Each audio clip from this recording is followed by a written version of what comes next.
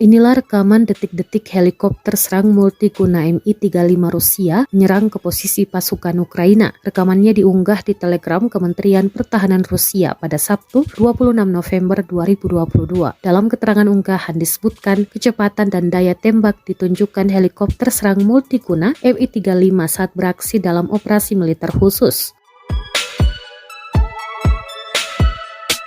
Untuk menghindari deteksi oleh pertahanan udara musuh, helikopter serang serbaguna Mi-35 terbang dengan kecepatan melebihi 200 km per jam di ketinggian yang sangat rendah. Pesawat ini juga meluncurkan rudal udara tak berpandu 80 mm tepat di kawasan hutan. Serangan diklaim tepat mengenai sasaran.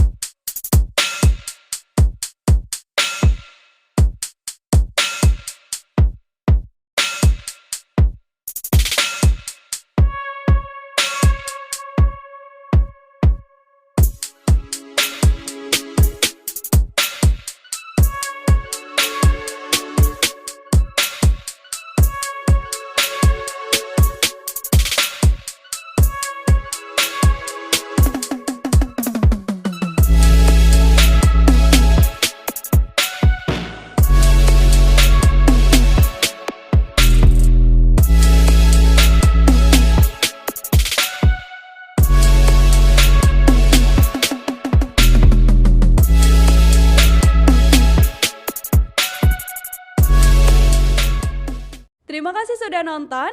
Jangan lupa like, subscribe, dan share ya.